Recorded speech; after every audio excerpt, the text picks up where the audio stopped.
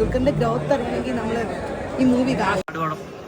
Award കിട്ടും പടത്തിന്. ദുൽഖറിന് award കിട്ടും. ദുൽഖർ എല്ലാവർക്കും അവാർഡ് കിട്ടും. എല്ലാവരും നല്ലോണം അഭിനയിച്ചിട്ടുണ്ടല്ലോ.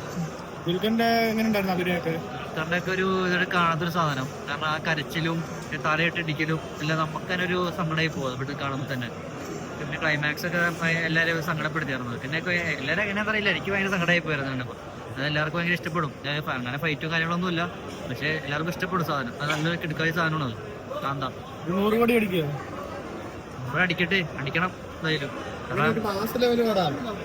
മാസത്തിലെന്താ അങ്ങനത്തെ മാസമൊന്നും ഇല്ല. കാരണം നോട്ടം പാവവും അതൊക്കെ തന്നെ ഉള്ളൂ. ആ നോട്ടം തന്നെ മാസമാണല്ലോ. അപ്പൊ എല്ലാരും വന്ന് കാണണം.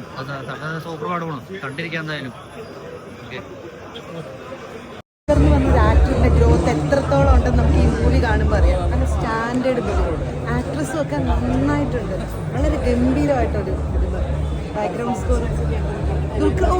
പിന്നെ ദുൽഖറിന്റെ ഞാൻ പറഞ്ഞില്ലേ, ദുൽഖറിന്റെ ഒരു നല്ല മൂവി. ഒരു എന്താ, ദുൽഖറിന്റെ ഗ്രോത്ത് അറിയണമെങ്കിൽ നമ്മൾ ഈ മൂവി കാണണം.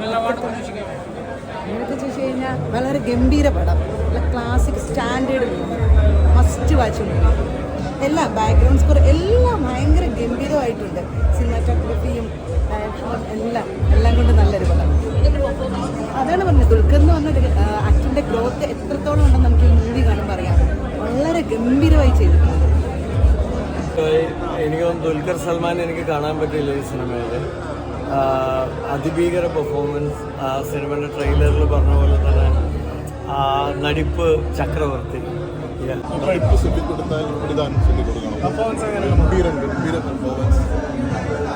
ഒന്നും പറയാനില്ല. ജീവിച്ചിരിക്കുന്നവരാലും സിനിമയിൽ അഭിനയിക്കുന്നവരും ജീവിതത്തിൽ അഭിനയിക്കുന്നവരും കണ്ടിരിക്കേണ്ട ഒരു സിനിമയാണ്. മനോഹരമായിട്ട് സിനിമ ചെയ്തിരിക്കുന്നു. വലിയൊരു ഫീലിംഗിൽ സിനിമ കൊണ്ടുപോയി പടം.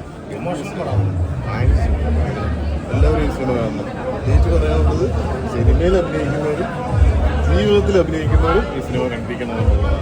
ഗംഭീര സിനിമ. പഴയ ടച്ച് വന്ന് നല്ലൊരു അത്യാവശ്യം നല്ല മൂവി കണ്ടിരിക്കാൻ പറ്റുന്ന ഒരു അഭിനയം വെച്ച് നോക്കുമ്പോൾ പിന്നെ രക്ഷയില്ല. ദുൽഖർ അഭിനയത്തിൽ കുറെ കൂടി മുന്നിൽ ഭയങ്കര കിട്ടും. അതിനുള്ള പടമുണ്ട്.